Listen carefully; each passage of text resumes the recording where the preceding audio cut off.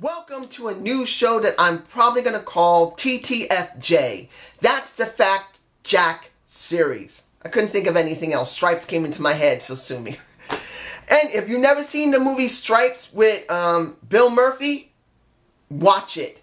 You will love it. It'll make you laugh. It's a 70s movie, but it's still funny. And they say the line, "That's the Fact Jack." And that's what I'm going to call this series for myself. I'm not going to really add anything. It's just going to say the name of the match and review.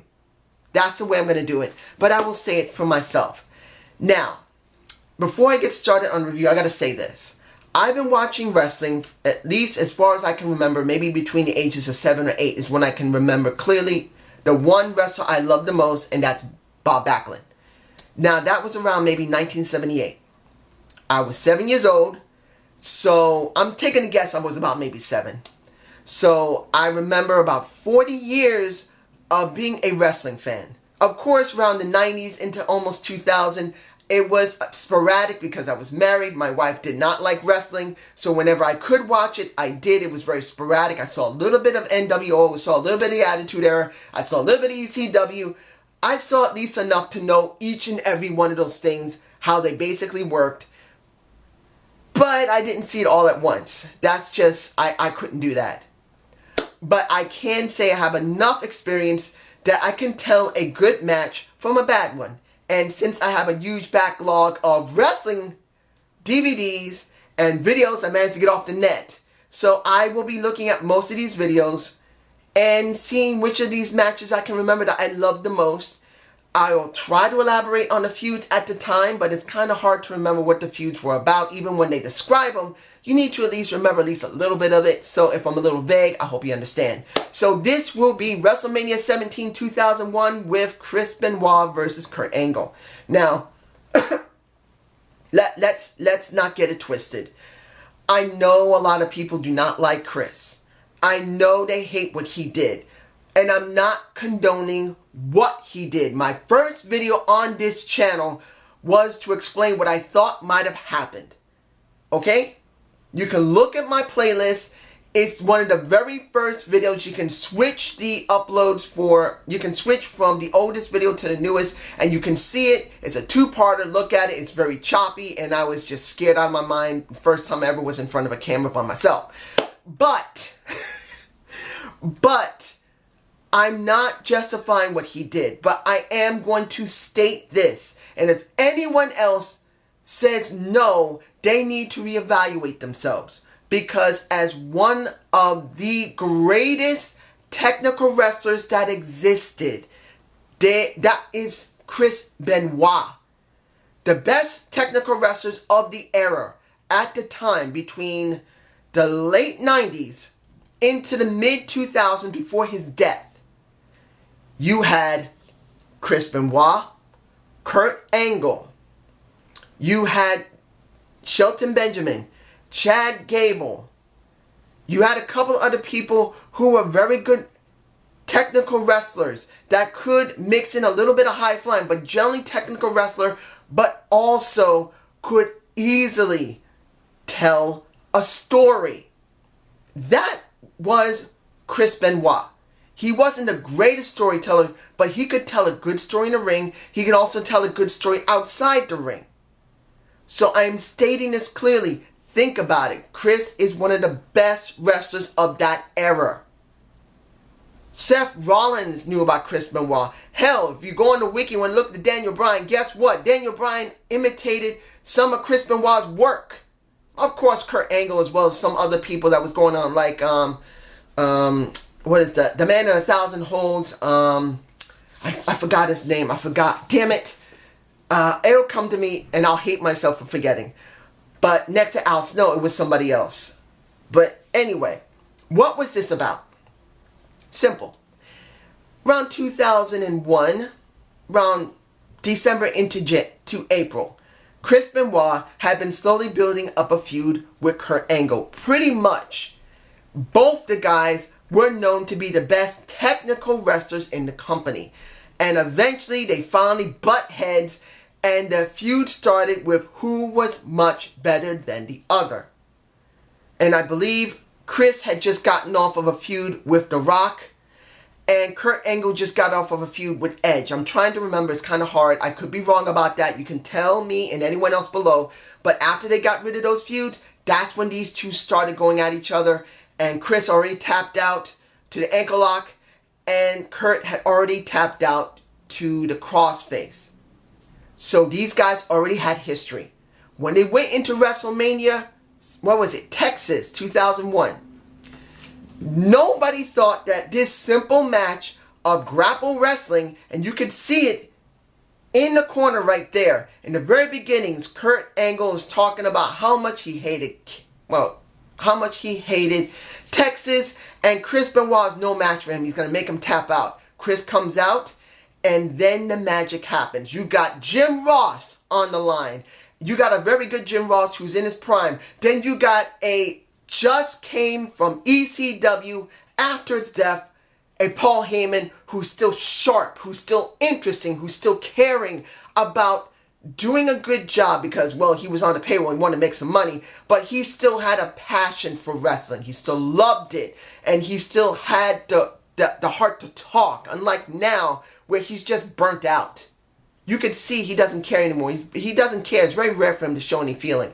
But then in 2001, you can just feel how both these guys, how Jim Ross and Paul Heyman were just gold on the mic. And then once the grapple wrestling started, and at first the crowd really wasn't into it. But as time went on, they began to win over the crowd. The crowd slowly began to build and build.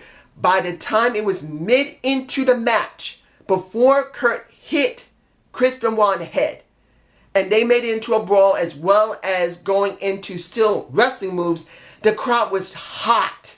They were into it. They were cheering for Chris. They were booing Kurt.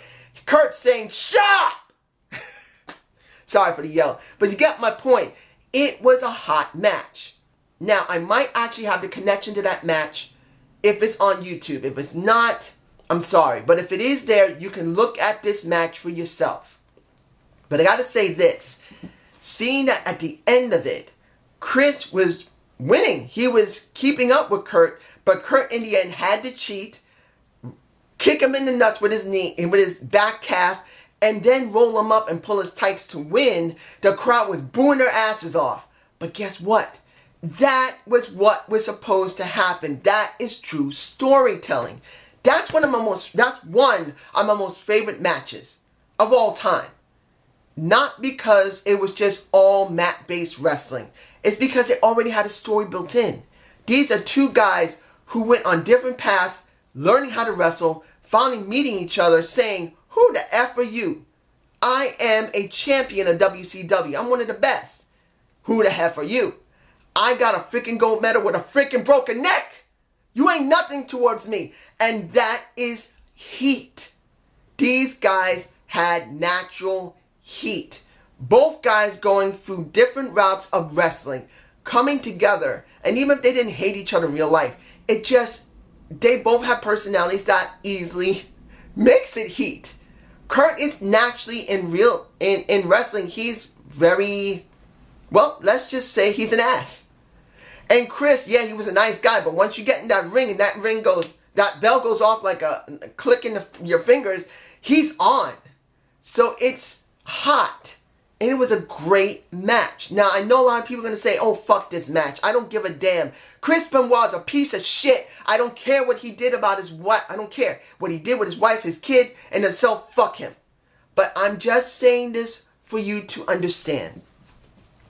I'm not, and you should consider this. I'm not saying you have to, but consider this. The best wrestlers that we've ever known in history, they're not good people. They're not. The majority of wrestlers, a lot of them have done some shitty stuff. Hulk Hogan. A lot of people love Hulk Hogan, but he pretty much called his daughter's boyfriend a freaking nigger. And understand, I'm part black. I should be heavily, heavily insulted. And I liked Hulk Hogan. I loved him. But I'm not insulted of the work he did. He did a lot of good work. He helped a lot of kids. White and black. That's the truth. And I'm not justifying what he did, but I'm looking at the body of work he did, not his actual personal attitude and his personal life. What you see on the screen is larger than life, and that changes your mind. And that, for me, is how I saw Hulk Hogan.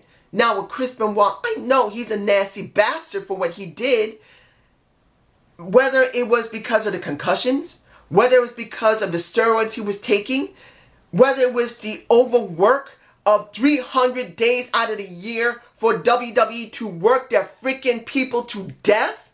That's why most of these people lose their mind and go on drugs, because they hurt themselves and they can't handle the schedule.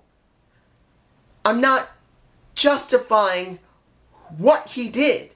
All those things probably contributed to him being a monstrous piece of shit. Those three things. But I'm not taking that into account for what he was able to produce when he was on screen. He made Seth Rollins something. He made Daniel Bryan something. They imitated him. Both of them did. Anyone else who loved technical wrestling imitated him, emulated him, because they loved him. And they're going by what they saw, not what was in the back. So that's the way I see it, and I hope you do too. If you don't, well, more power to you. But this is just me. And I really hope you like this first episode of That's the Fact Jack, the series. I don't even know if I'm going to use that name. It sounds stupid. But pretty much, this is my Fact Jack. I feel like this is the best match for me personally. What's yours? Tell me what you thought about these two guys. What is another match you liked? I might do another match with them. I know I'm going to do another match with them because they did a couple of matches that I really did love. But you guys tell me below what you liked, what you disliked. Have a good day. Have a good night. Peace.